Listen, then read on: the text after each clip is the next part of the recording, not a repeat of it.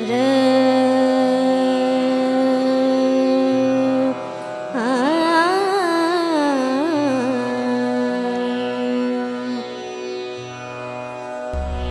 in a pod, bumps on a log,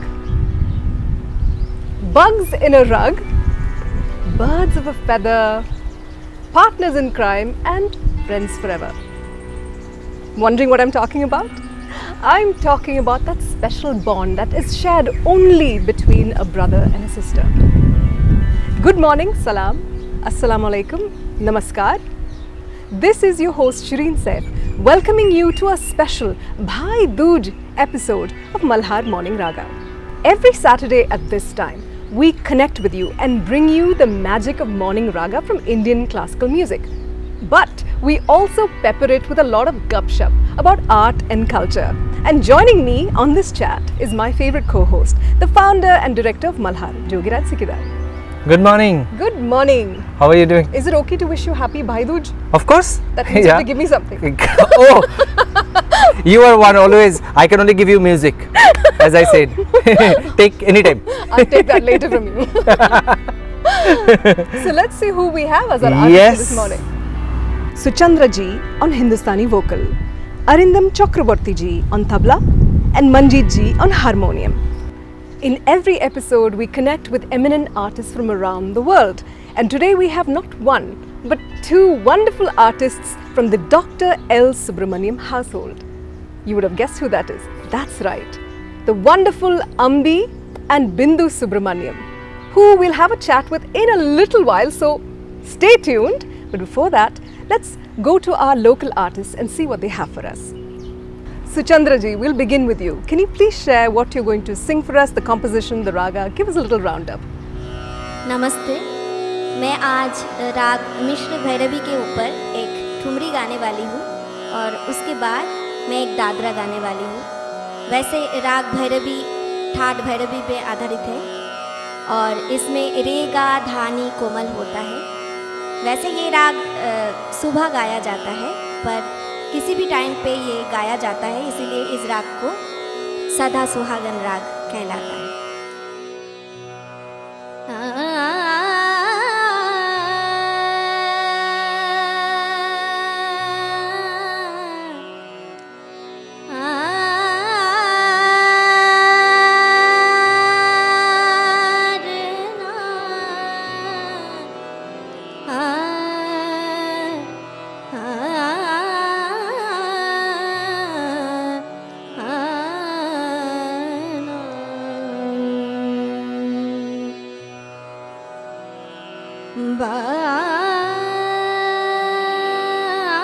बाजुबंद खुल खुल jar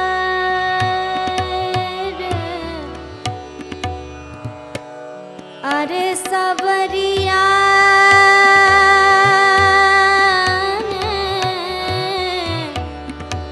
ऐसा जादू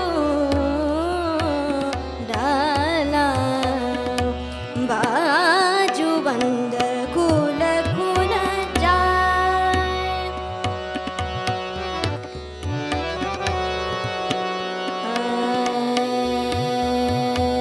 अरे सबरिया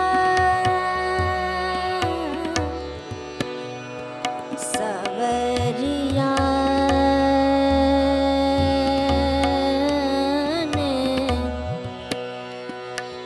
अरे सबरिया सबरिया ने ऐसा जादू डाला जादू डाला जादू डाला बाजुबंद खुल खुल जाए अरे सबरिया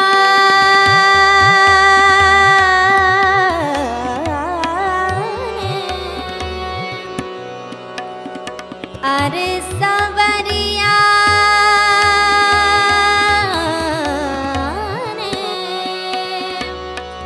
अरे सा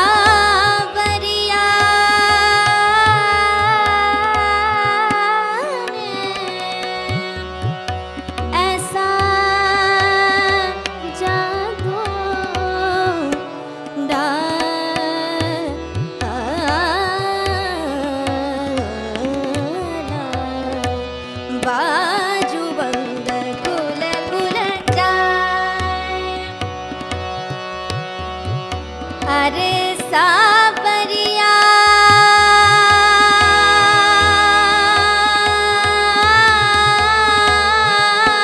ने, अरे सावरिया ने, ऐसा जाको डाला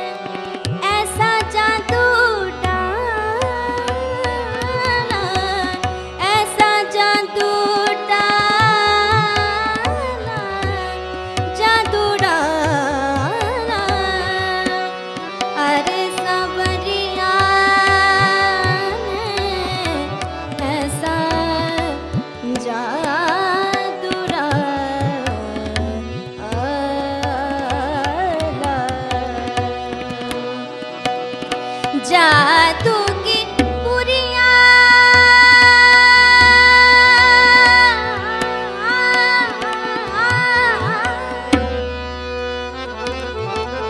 जादू की पुरिया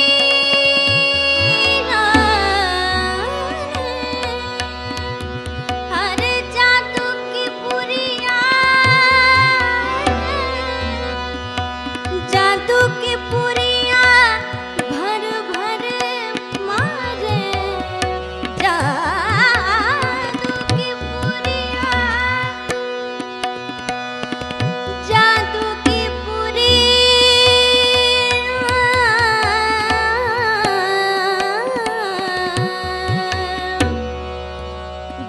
जादू की पुरिया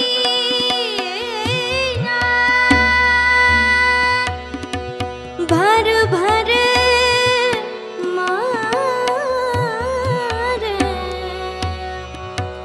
क्या करे क्या करे क्या करे क्या करे व्याध बेचारा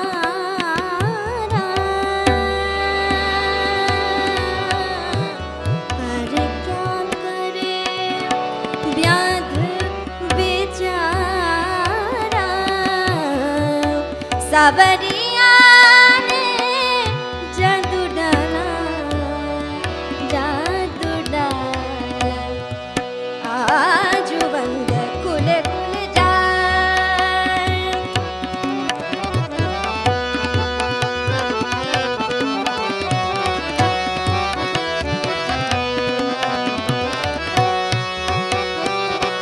खुल खुल जाए रे खुल खुल जाए रे खुल खुल जाए रे बाजू बंद खुल खुल जाए बाजू बंद खुल खुल जाए खुल खुल जाए सावरिया ऐसा जादू डाला ऐसा जादू डाला अरे सावरिया ने ऐसा जादू डाला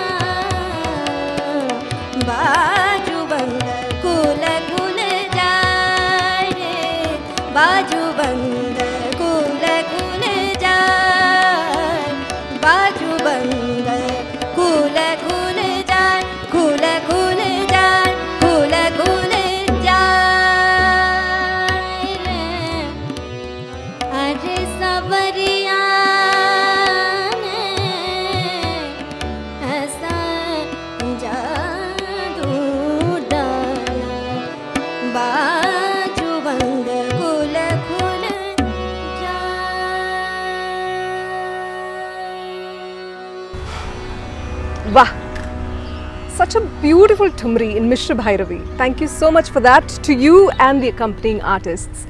Dada, I'll come to you with a technical question. Yes. Okay, so you have different sort of styles of singing or different types of compositions. You have the Thumri, Yeah. you have the Dadra, you have the Khayal. Yeah. Can you give us a little idea of what these things are? Okay, so khayal means in Hindi the literal meaning is imagination. Okay, so khayal normally is a pure classical form, which is though not very old if you look at the tradition, but yes.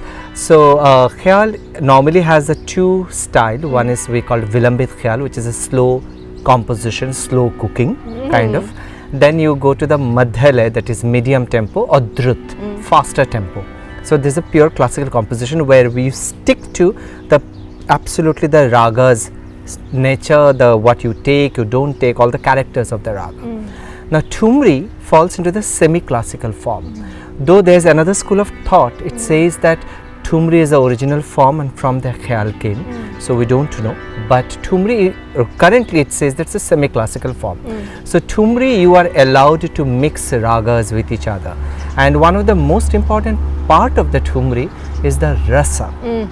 So if you are singing in a Shringaras, which is most of the Thumris are, yeah. so you know, you have to be very careful when you are rendering the ragas into the Thumri, that you don't make it so complicated and start showing your reyas, technical skill, bits, so it dilutes the rasa.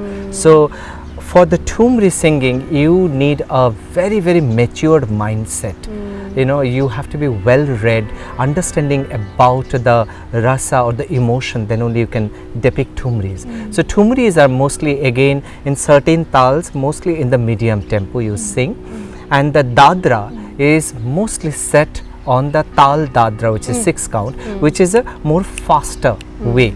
So normally a semi-classical singer performs a Thumri followed by Dadra either on the same raga or takes a different raga. I see.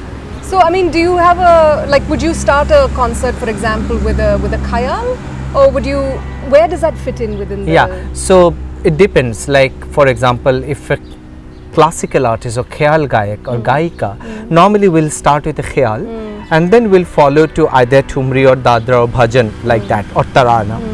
Whereas semi-classical singer normally starts with a Thumri, Right. and then goes to Dadra and you know tappa, bhajan, different forms. So they, as I said, they all these falls under the semi-classical form. Wow, that was such a crisp, short module on all of that, and so beautifully presented. Thank you Thank so you. much. I just feel a little you. bit more enlightened.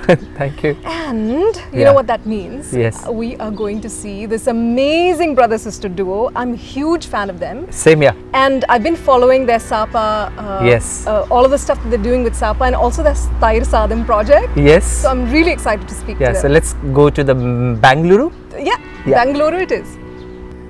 So today is Bhai Dooj and we are connected by an extraordinarily talented and amazing artists, brother and sister, Ambi Subramaniam and Bindu Subramaniam. Thank you, Ambi and Bindu, for connecting with us. Thank you so much for having us. Thanks so much. We're so happy to be here. So my first question, do you celebrate Bhai Dooj? Is it there in South Indian tradition? Honestly, no. I think Raksha Bandhan, Rakhi has become sort of a part of things that we do. But I think the politically correct answer would be that I celebrate my brothers every day, and the relationship that I have with them is very important. Okay, now tell me, who is elder and who is younger? She pretends to be the younger one, but she's older. And who is the boss in the house? So I'm going to say that we don't have a boss, which probably means that I'm the boss. I don't know. But when If we you think there's no boss, then probably you're the boss. If you think being a boss is not fun, I should say that. But I think we have a very equal relationship because we do a number of different things together. We have 2 bands where we work together. We interact every day on a personal level. We run Sapa together. So I think the who's the boss kind of varies across different verticals. No, and I think like I mean we've been working together for so many years that understanding is there when we're in a situation like okay, you take lead or okay, I'll take lead here, and that kind of has happened naturally over the course of how many ever years we've been working together. If I say how Not many, many years because I'm very young. yeah, I knew if I said how many years we've been working together, then they'll know how old you are. But yeah, so I think it's nice that we kind of have our own spaces and we give each other space.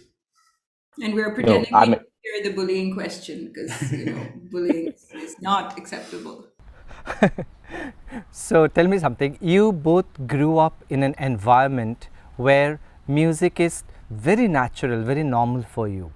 So, what was your first performance and how old were you? So yeah, I started performing on stage when I was 6. First, it was a kind of vocal performance, and then when I was 7, I played the violin. And I think it was really nice that we started early because um, what we kind of made sure at that time, what my parents did was that I was playing on stage without kind of thinking about anything else about sometimes when you start later or you're aware of all these things you're worried about what this person sitting in that row is thinking or what happens if I don't play well or all these things.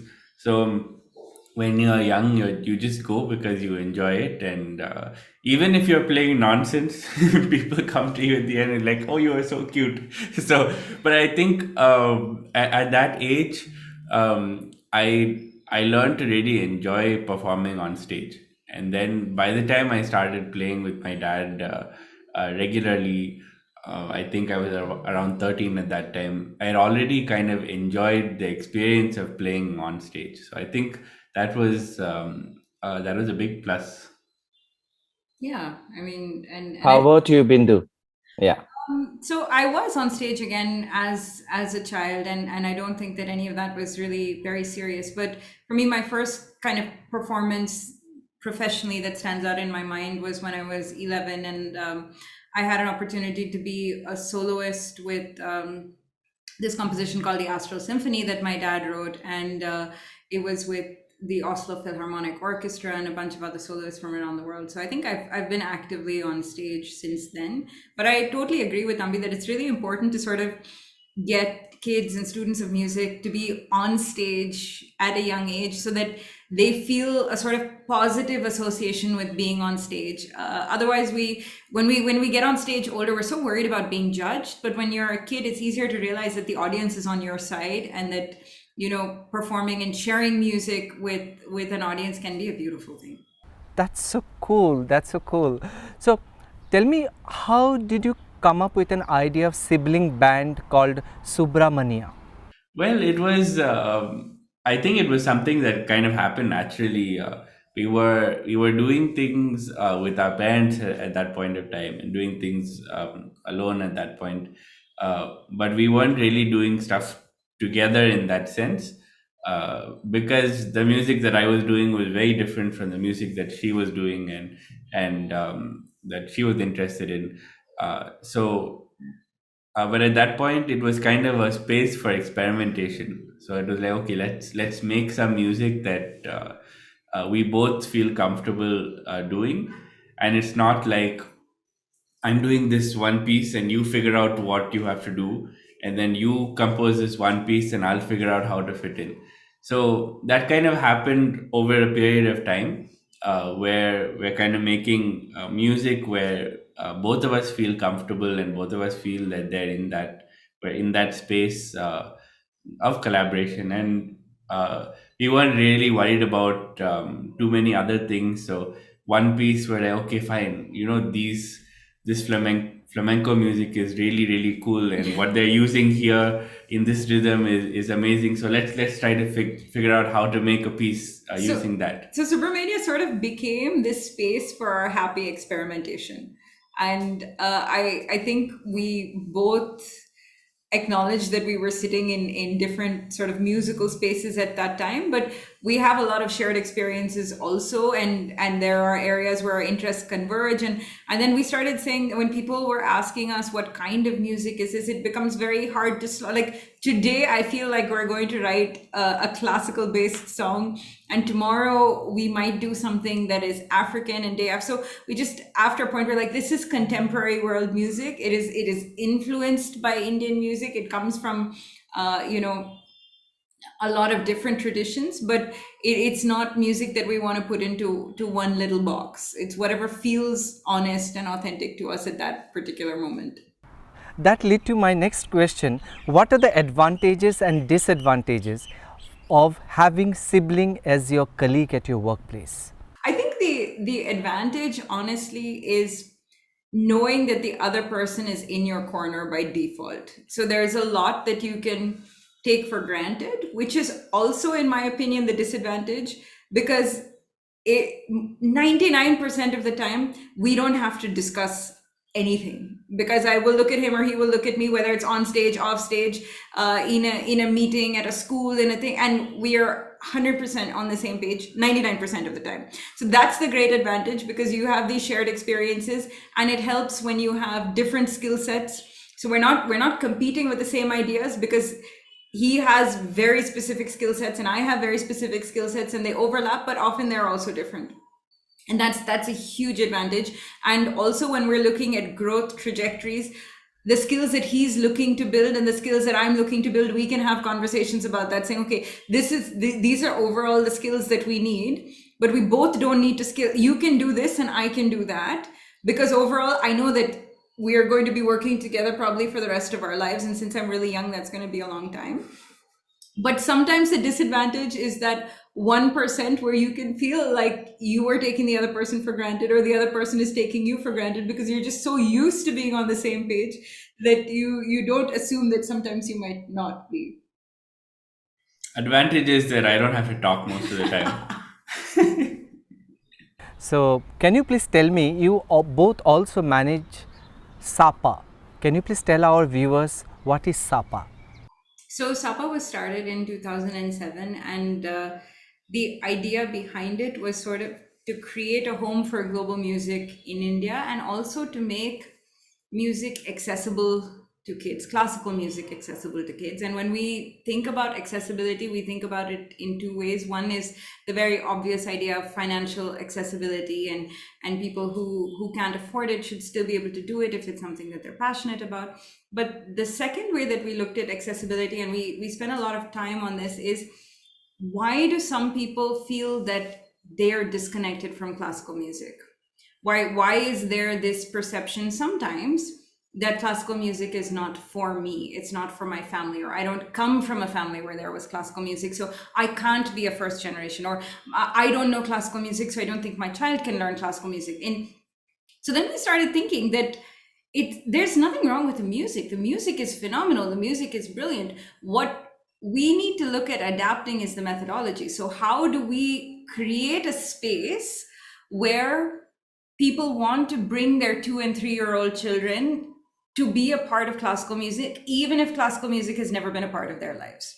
One of the things I was reading other day, that during the pandemic, SAPA was working with children to cope with the the depression of pandemic. Could you please elaborate what you guys were doing?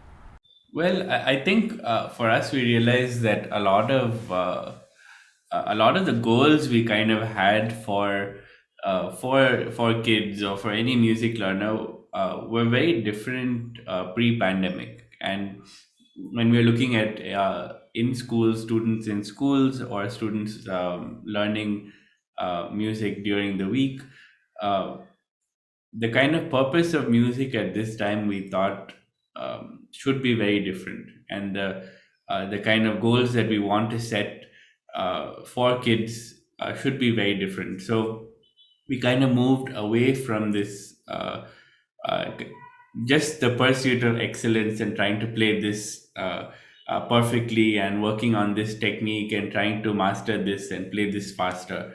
But we realized that okay, at this time, just use music as a way to kind of step back from everything that's happening, and use music as a way to kind of, okay, in this 1 hour, we're going to forget about everything else that's going on, or at least try to forget about everything, because obviously everybody's going through different things. The teacher, the student's parents, everybody is kind of going through so many things. So, and actually, it was really nice when we were doing some of these workshops and master classes as well, by some of these amazing artists we've had at Sapa. We were having these discussions, even with like Aruna Sairamji, and at that time it was kind of a very troubled time in India and all that. So then we decided that these master classes as well, let's not worry too much about these technical aspects. Let's not worry too much about this. So we actually opened it out to music lovers as well, and people who may not be serious classical music students, but let's just like try to create this experience for like an hour and a half where people Let's can have just the come. joy of music. It's Yeah, people can come and just kind of forget about everything else and not worry about anything. And like Bindu was saying, we also had these music for joy sessions with a lot of different companies, and where the idea again was to just try to have this event where people can come together and at least for a moment take their mind off things. And a lot of these sessions were with people who were really on the front line. We did sessions for hospitals, we did sessions for waste pickers, we did sessions for people who have actually been really impacted by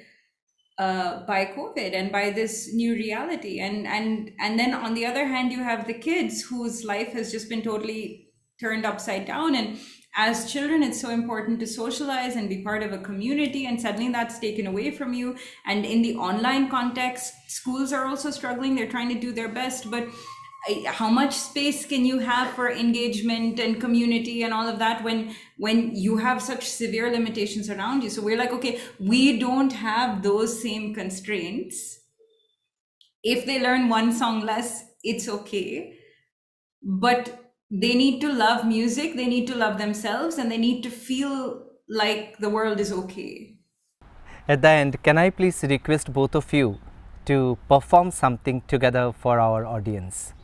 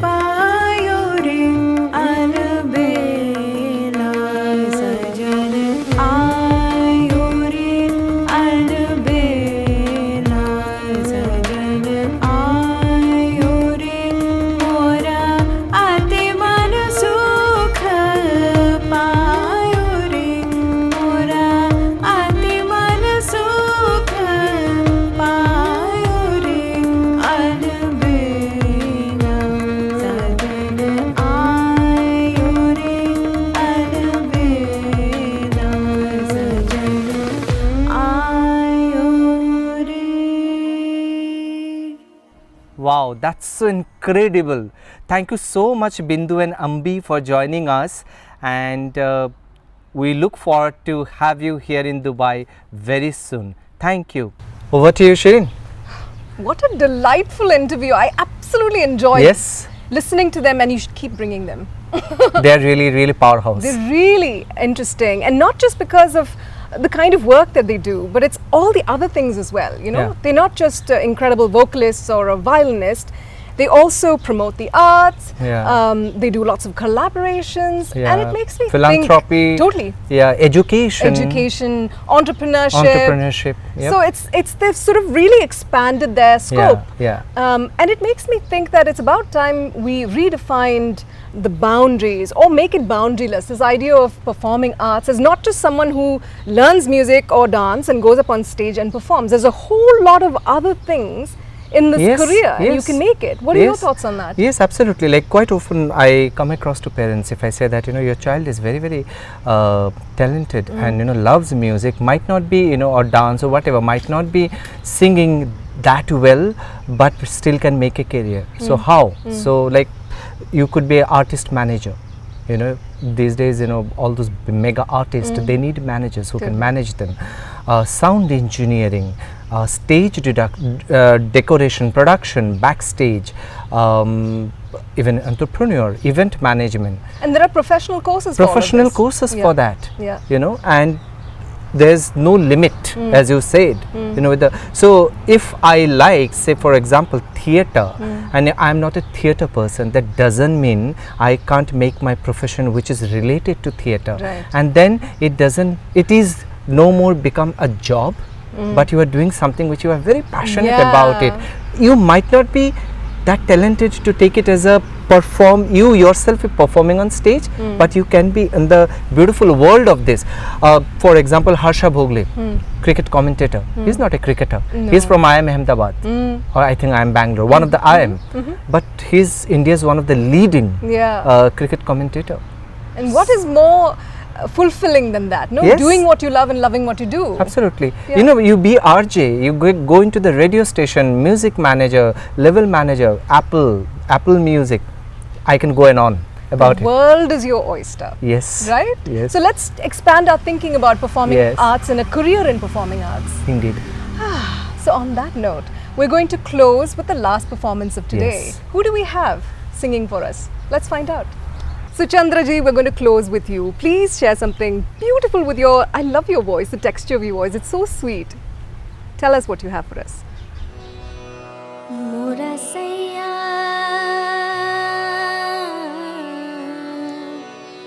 मोरा सैया मोरा सैया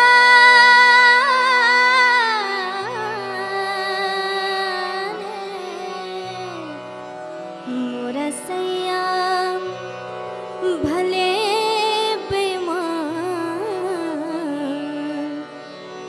मोरा सैया भले बेमान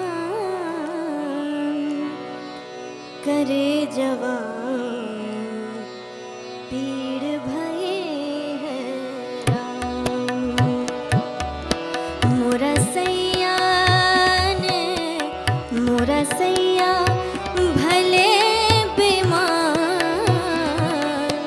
मोरा सैया भले बेमान करे जवान पीड़ भये है राम करे जवान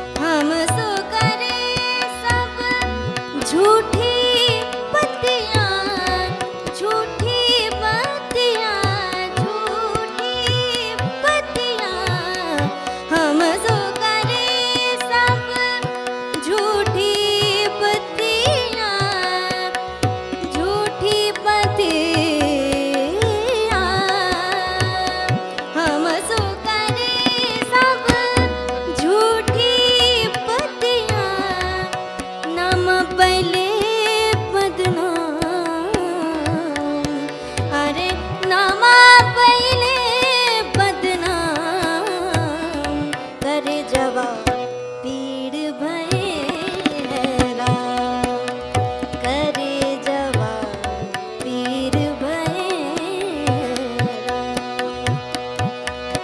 मोरा सैया भले बेईमान, मोरा सैया भले बेईमान,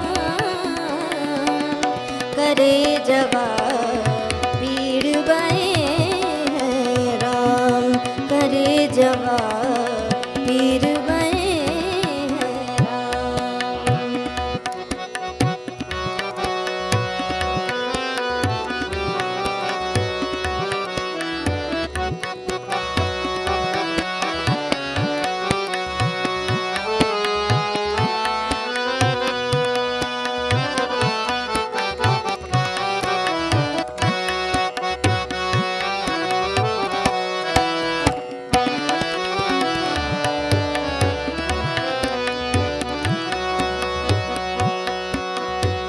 मोरा सैया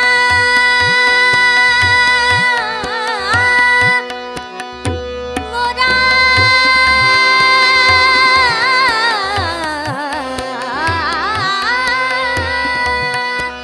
मोरा सैया मोरा सैया रहना बिताए उठी करे, रहना बिताए, रहना बिताए, रहना बिताए, रहना बिताए, रहना बिताए, उठी करे, साँझ भई नहीं रे, अरे साँझ भई नहीं आए, करे जवाब पीर भये हैरान, करे जवाब पीर भये हैरान।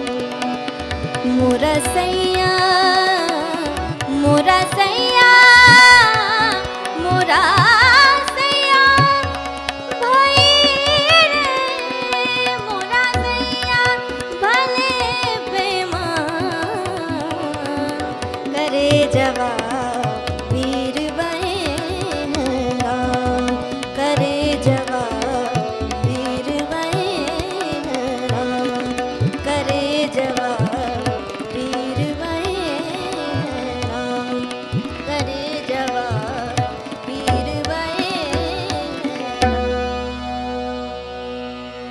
Suchandra ji, thank you so much for that lovely, lovely gift. I'm going to take it and put it in my heart. And viewers, with that we come to a spectacular close of today's episode. We hope you liked it, so please share, subscribe, and before I say that we'll see you next week, I'm going to leave you with this thought. Today is Bhai Dooj. Today is the day that even Yama went to visit his sister Yami. So go, brothers out there, go visit your sisters and share some joy. Until next week, namaskaram.